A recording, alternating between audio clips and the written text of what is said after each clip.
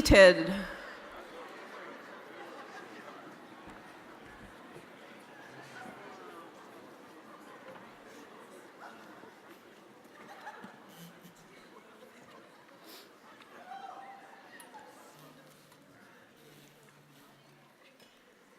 Provost Zukowski, Vice Provost Melvin, Vice President Kane, Dean O'Donnell, Dean Wachtowski Wendy, members of the Platform Party and honored guests, the graduates, candidates for degrees, faculty, staff, the parents, families, and friends of the graduates and candidates are assembled. I hereby declare this commencement of the School of Public Health and Health Professions to be open.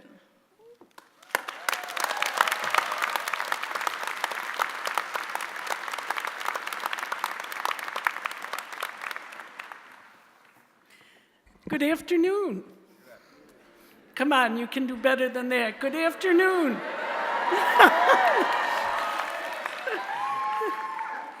So welcome, everybody. I'm Jean Wachtowski Wendy, and I'm Dean of the School of Public Health and Health Professions at the University of Buffalo. And it's my pleasure to welcome you all to the 16th commencement of this school. I ask you now all to stand and recognize the national anthem that will be sung by Lee Melvin, our Vice Provost for Enrollment and Management at the University of Buffalo. Please stand if you are able.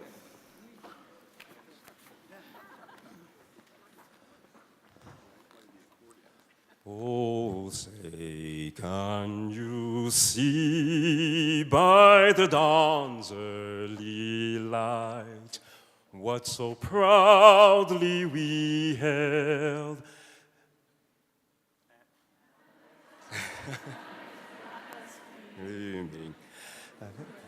Thank you. Hello, let's fight.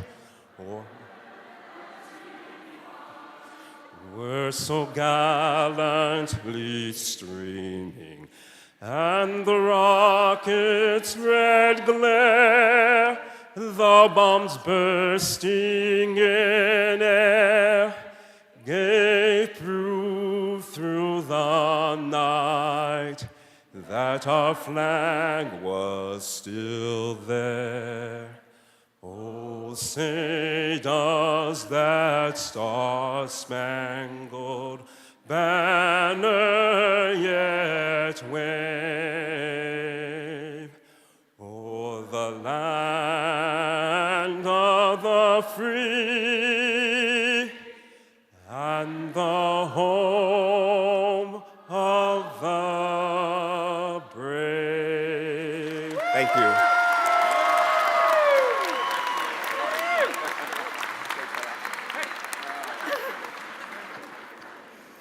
Please be seated, and thank you, everyone, for singing along. I am very pleased now to introduce Emma Reed, who, as one of our graduates today,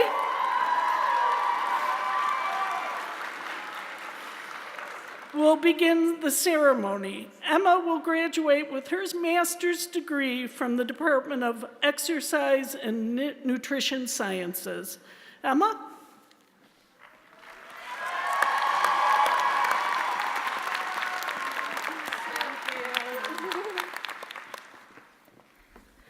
Good afternoon, and welcome to the School of Public Health and Health Professions Commencement Ceremony of 2018. Today is about celebrating us, both as individuals and as a community, and that we can accomplish what we set our minds and hearts to. We should also be celebrating all of those who have supported us along the way. Whether they are here in this room, which is a lot of people, can't really feel my legs, those around the world, and those with us in our hearts.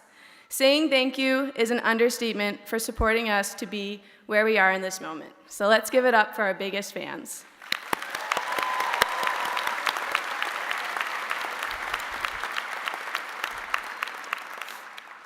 Although we come from different backgrounds, have different interests, represent different professions with our fancy hoods and caps and gowns, we have all committed ourselves to making the world a better and healthier place. That being said, I'd like to remind you that after the ceremony, there is a reception likely filled with cookies, brownies, cake, and if they have the mini cheesecake bites, it's our lucky day. The School of Public Health really knows how to celebrate. Over the past 2 years, I've had the privilege of working with the exercise science students sitting in front of me today. Students who started out having heart palpitations when learning to take pulse rates for what felt like the longest 30 seconds of their lives. Students who almost fell out of their chairs with a look of pure terror when told they would have to take an exercising blood pressure. Yes, exercise science students have to actually exercise. Students who I can no longer refer to as students, but graduates continuing their education onto graduate school. Graduates presenting at research conferences and being offered jobs from internship sites. And graduates nervously laughing and or panicking in their chair because they have no idea what's next. I see you.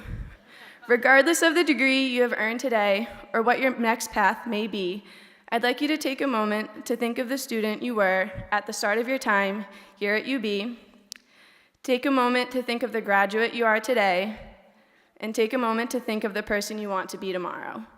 I don't have to assume, because with confidence I can say that I know all of you here are what a Boston girl like me would call wicked smart and are ready to achieve greatness out in that place called the real world.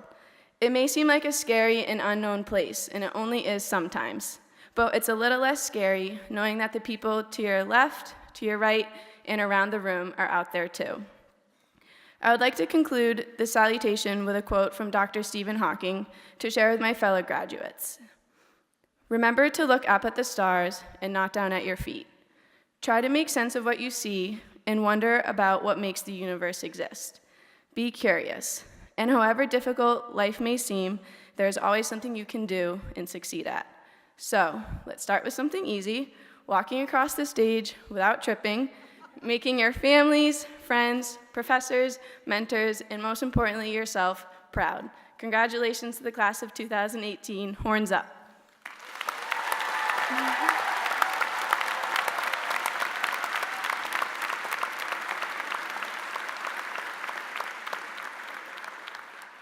Thank you, Emma.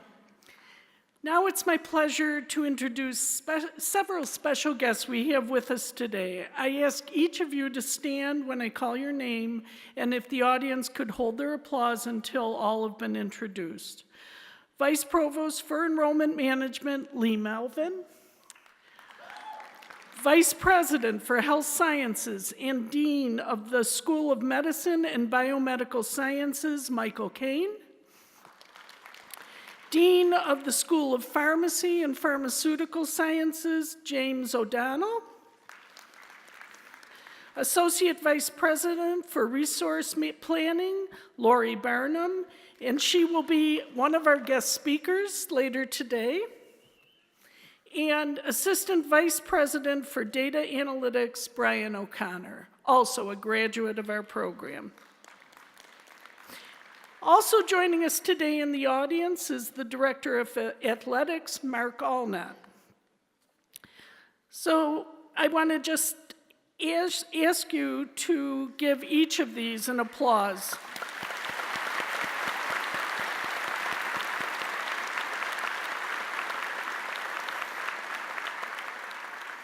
Today we are especially honored to have our Provost, Charles Zukoski, with us to confer degrees and offer remarks. Please welcome our Provost, Charles Zukoski.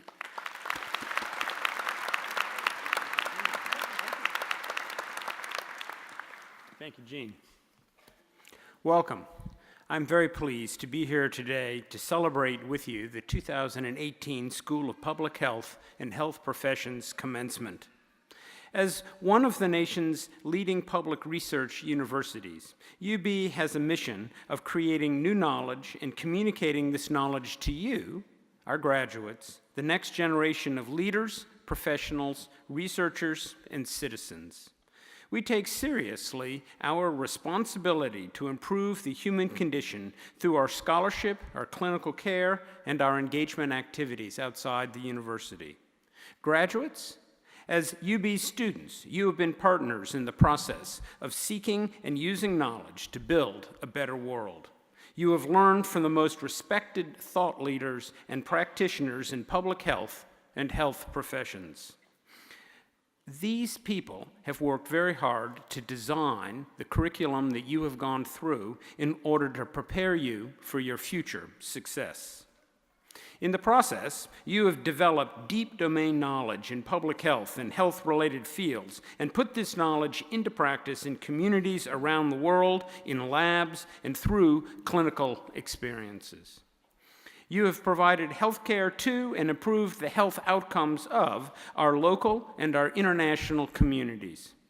You have participated in interprofessional education and seen, we hope, in that an essential element of the becoming part of the healthcare team. You have taken advantage of the research opportunities offered by our top-ranked public health and health professions programs. You have worked hard. You have gained exposure to ideas, culture, history, science, and technologies, and had meaningful interactions with your peers and your professors. These are the experiences that shape your unique perspective and the way you approach the world. It is this distinctive combination of classroom and clinical learning, the way you've learned to work in teams and build teams, the out-of-class experiences that enable you to develop the creativity, the empathy, the leadership skills that are needed to succeed as healthcare professionals, teachers, and thought leaders in public health and health-related fields. It is an exciting time to be entering public health and the health professions. Our increasingly global economy, our growing society, and the age of our society are changing. The changing environment that leads to new and unanticipated public health challenges and the expanded need for public health professions are the world that you are entering into. In our era of fast-paced technological changes, strong knowledge-based economy, and an ever-changing political and social dynamic, you will likely see a large number of changes in your lifetime that will redefine your professional roles and lead to unforeseen opportunities. Your UB education has been designed to prepare you to be flexible and responsive to the shifting trends and needs, to meet the challenges you will face head-on, be lifelong learners, and to take advantage of all the opportunities that come your way. These are the attributes that will assure your success in the future, no matter what it might bring. Each of you has the capacity to change the world, and I urge you to take what you have learned here at UB and apply it to the betterment of society. My sincere and heartfelt congratulations to the 2018 University at Buffalo School of Public Health and Health Professions graduates. We are so proud of you and all that you have accomplished. Congratulations.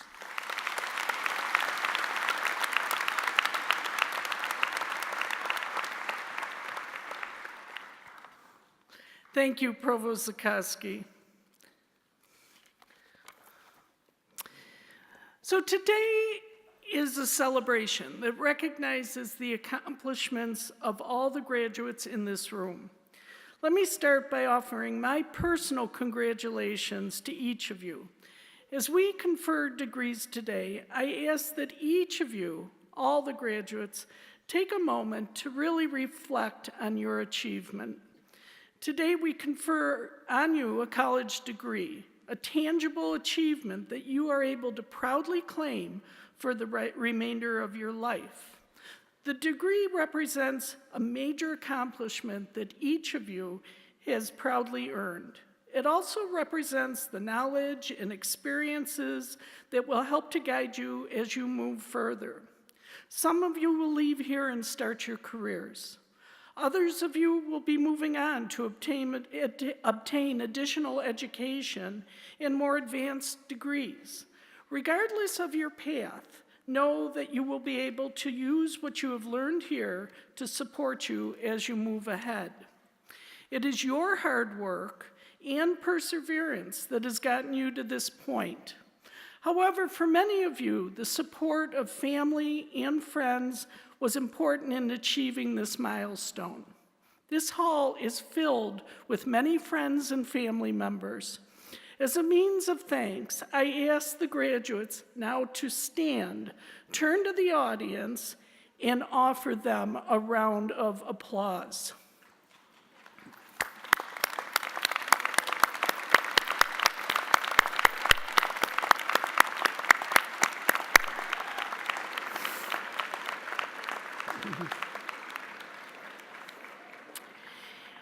In addition, behind me on stage are members of the faculty who have taught all of these graduates. I want to acknowledge their contribution to the students' education and for their mentorship over these past years. Please join me in an applause for our faculty's contributions.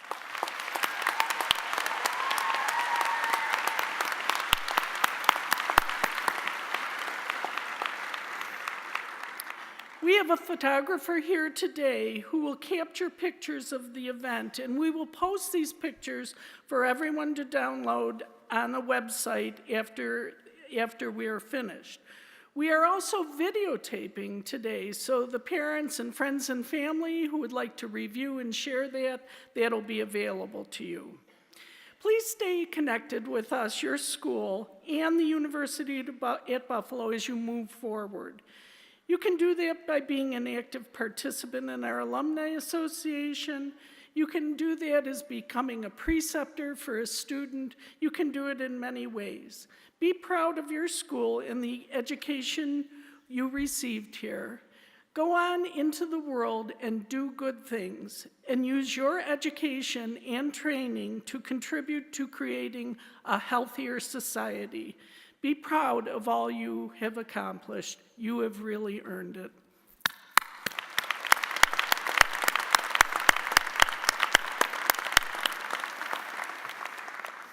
I now have the special honor to introduce to you this year's commencement speaker, Dr. Nancy H. Nielsen. Dr. Nielsen is Senior Associate Dean for Health Policy and Clinical Professor at the University of Buffalo's Jacobs School of Medicine and Biomedical Sciences. She holds a doctorate in microbiology from Catholic University in Washington, D.C., and a medical degree from UB. She is an internist and infectious disease specialist. Dr. Nielsen is nationally recognized authority in medicine and an outspoken advocate for the uninsured and access to affordable health insurance for all Americans.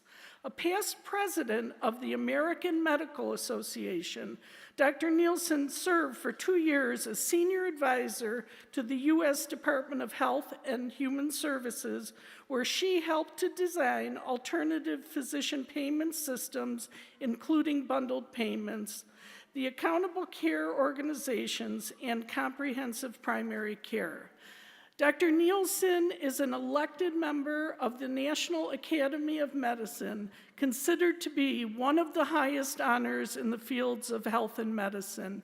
She is a dear friend of the school and a close colleague. Please join me in welcoming Dr. Nancy Nielsen.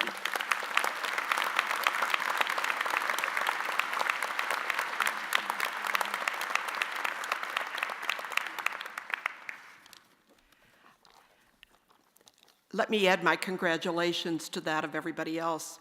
I want to tell you that one of the things that your dean didn't mention in my background is that my very first job at UB was in the department, what was then the Department of Medical Technology, which was in the School of Health-Related Professions. It was before I went to medical school. So I have a long history of fondness for your school.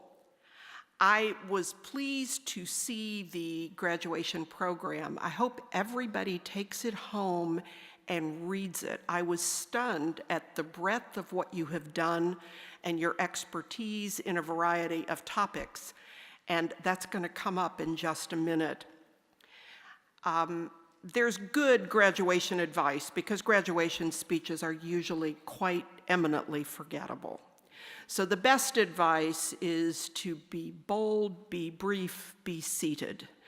And I will get on with that. I want to highlight three things: pumps, perils, and promises. I'm going to highlight an example from history and then a current day example of each of those. So first, pumps. Every epidemiology student knows the story of the Broad Street pump, right? How many know? Thank you. Oh, Lord, I was hoping. It was hot in London in the summer of 1854, and there was a horrendous cholera epidemic. Over 600 people died, and in 3 days, 127 people died, all in the vicinity of Broad Street. Dr. John Snow, an anesthesiologist and also a pioneer in epidemiology, noted that the epicenter was Broad Street, and his theory was that the infection was coming from the well. There were some oddities, though. There was a widow and her niece who had died who lived far away from Broad Street. How to explain that? And then there were two groups of people who didn't seem to become ill even though they were housed very near Broad Street. One of them were the workhouse inmates, essentially prisoners in the jail, and the other were the workers in a brewery. So how to explain that? It turned out that the widow liked the taste of the water from the Broad Street well, so she had a servant go all the way to the Broad Street pump and get water and take it back to her. So that was the explanation. So it didn't deviate from his theory that it was the well water that was the problem. But what about the people who were jailed and the brewery workers? Well, it turns out that the workhouse had its own separate well. And how about the brewery workers? This is my personal favorite. They were given free beer at work, and they liked that better than the water. So John Snow was convinced that what had to happen is we had to disable the Broad Street pump. So he convinced a very reluctant Board of Health to remove the handle of the pump from the Broad Street well, and the epidemic quickly abated. A famous story in epidemiology. Well, what are our current, today, time pumps? Catheters, devices implanted, unwashed hands of healthcare workers, even romaine, right? You could name many, but one is particularly deadly these days: opioids. Like the Londoners' need for water, we allowed ourselves to be convinced that pain had to be eradicated and that prescription drugs could do that safely. There's a little thing floating here that's making me crazy. It's gone.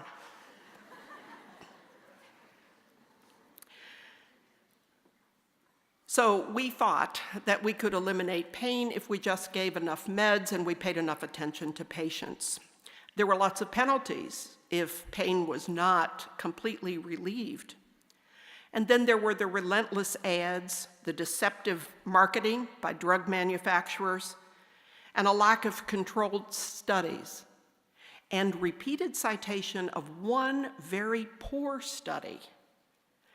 This all led to an opioid epidemic the likes of which we have never seen. In this country last year alone, 64,000 people died of a drug overdose due to opioids. It is in every region, every municipality, every socioeconomic bracket, every group of family and friends.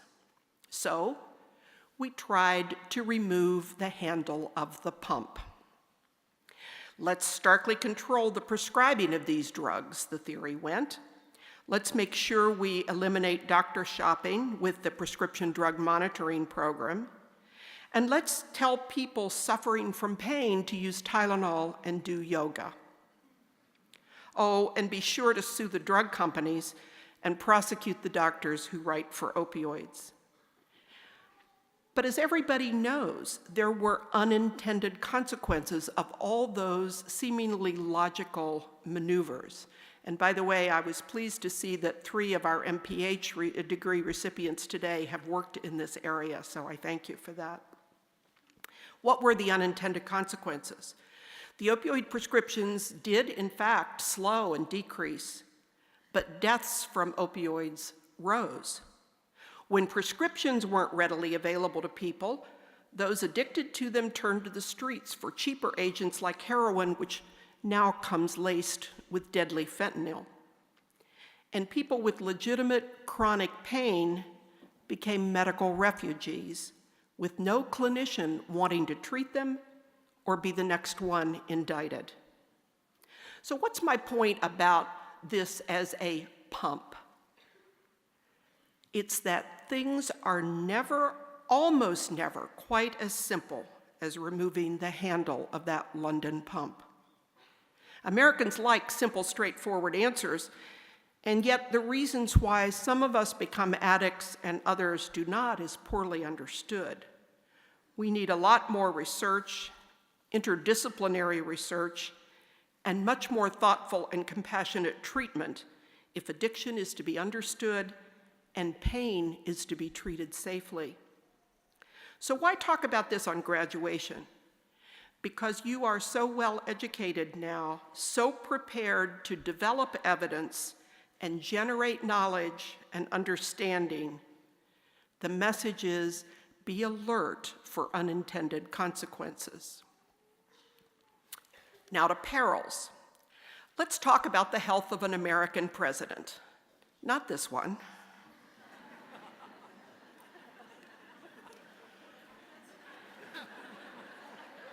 Although we could, no. Franklin Delano Roosevelt was a wealthy patrician who, like most of the people of his time, smoked heavily, loved fried foods, and was under chronic stress. In 1930, 2 years before his first presidential election, his blood pressure, which I'm going to cite several different times, his first blood pressure in 1930 was 128/82, pretty normal. 7 years later, 162/98. 4 years after that, 1941, Pearl Harbor was bombed and the US was engulfed in World War II. In November of '44, he ran for a 4th term as president and was given a clean bill of health, although his blood pressure was 240/120. 3 months later at the Yalta Conference, his pressure was 260/150. And 8 weeks after that, of course, he had a massive cerebral hemorrhage and died. How could this have been ignored? Well, it wasn't actually ignored. It's that there weren't any effective, well-tolerated antihypertensive drugs until the 50s and 60s, with diuretics and beta blockers. The famous longitudinal study done in Framingham, Massachusetts, began in '49, and by the '60s showed that there was a strong correlation of high blood pressure and heart attack, stroke, congestive heart failure, kidney damage. It wasn't until 1977 that we had the first national guidelines for treating hypertension. Now, we have the Million Hearts campaign, which is throughout the country. And locally, blood pressure is being measured not just in clinics, but in churches, and as you've read, in barbershops. And we have many medications for treating elevated blood pressure. So unlike in FDR's time, we know the risk and we can do something about it. But let me suggest that we have another peril these days. There are many, but the one I'd like to comment on is obesity. It's not that we don't know that obesity increases the risk of cancer, heart disease, diabetes, et cetera, we know that.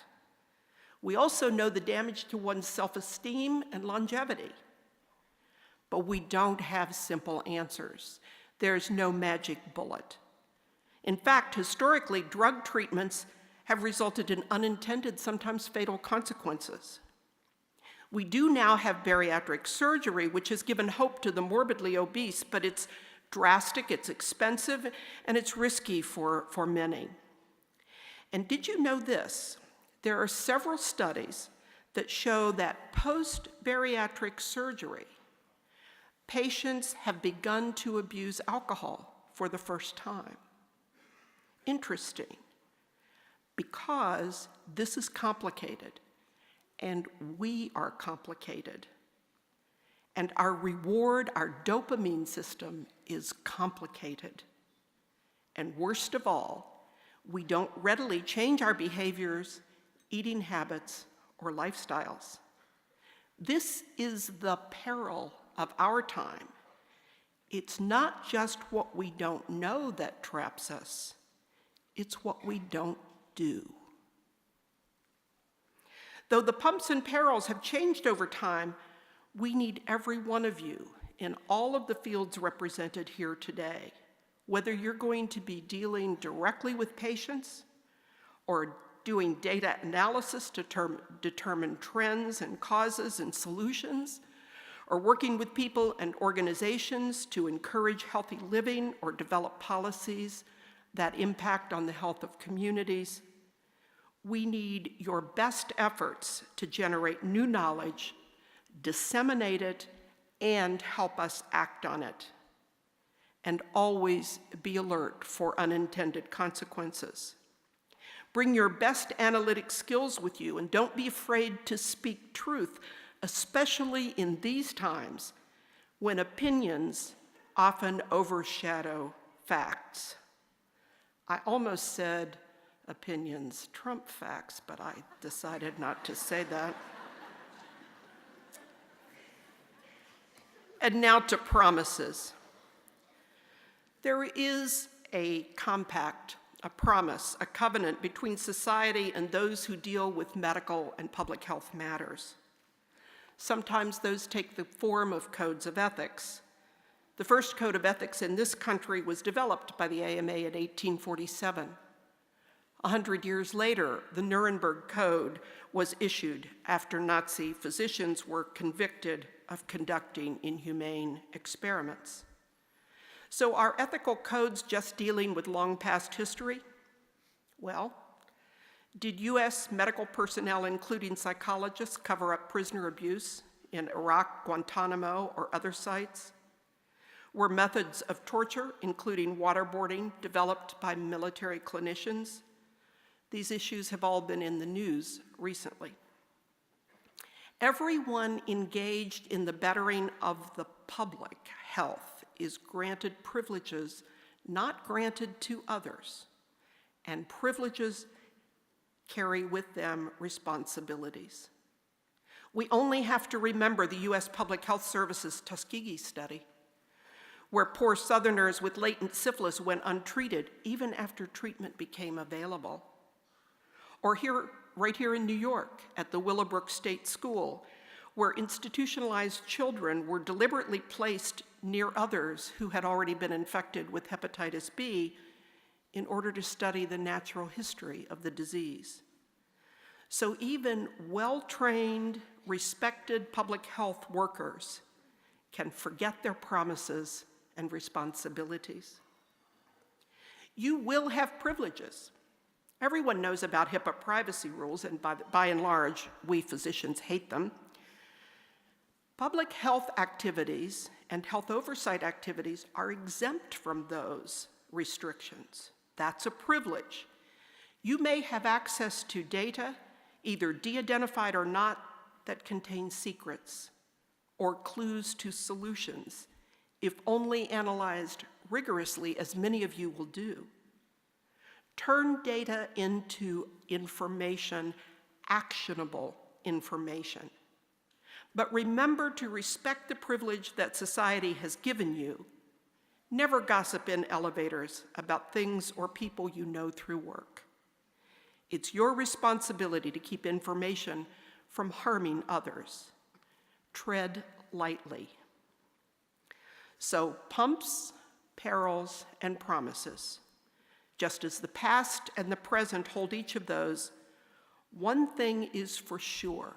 Today, on your graduation, you cannot even imagine where your career will take you and what opportunities you'll have or what pumps or perils you will encounter.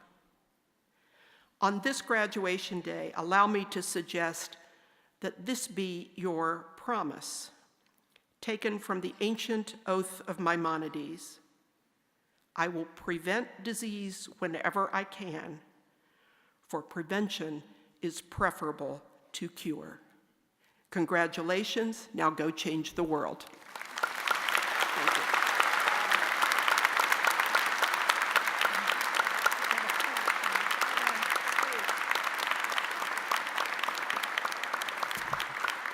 Before Dr. Nielsen sits down, I want to present this plaque on behalf of our school, commemorating her speech as our commencement speaker, and isn't she terrific? Thank you, Dr. Nielsen.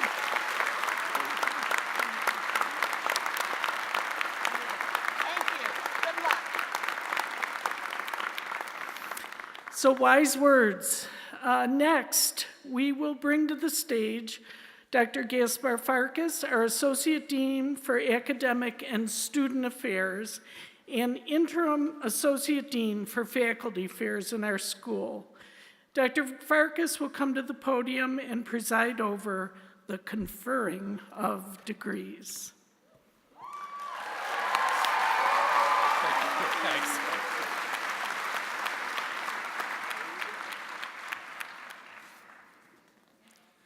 The degrees authorized by the trustees of the state of New York will now be conferred. This year, there are 220 candidates for degrees in attendance here today. When candidates cross the stage, we know that it's important that the friends and family can hear the reading of their names. We ask that you try to hold your applause until all of the candidates for a given program have crossed the stage. We can then applaud for graduates as a group. All persons being awarded degrees will receive them by mail. Those in attendance today will receive a certificate and a gift from the UB Alumni Association. Lori Barnum is a graduate of our exercise science program and is representing our alumni. Degrees will be conferred upon all candidates by degree category, department by department. The new graduates will be announced individually, hooded, and congratulated on stage.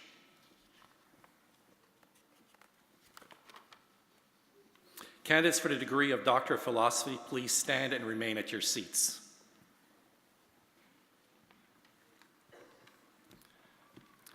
Provost Dukowski, on behalf of the faculty of the School of Public Health and Health Professions, I have the honor of recognizing these candidates.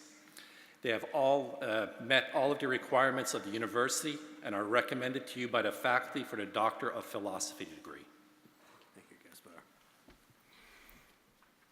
By the authority of the trustees and the Chancellor of the State University of New York and the Council and the faculty of the University at Buffalo, I now confer upon each of you the degree of Doctor of Philosophy with all the rights and privileges thereto pertaining.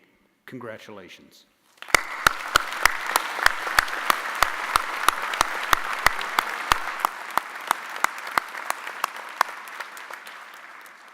Doctoral graduates for the Department of Biostatistics, please approach the stage. The graduates from the Department of Biostatistics will be presented by Director of Graduate Studies, Dr. Lily Tian. They will be hooded by their major professor and receive their certificates from Department Chair, Dr. Gregory Wilding.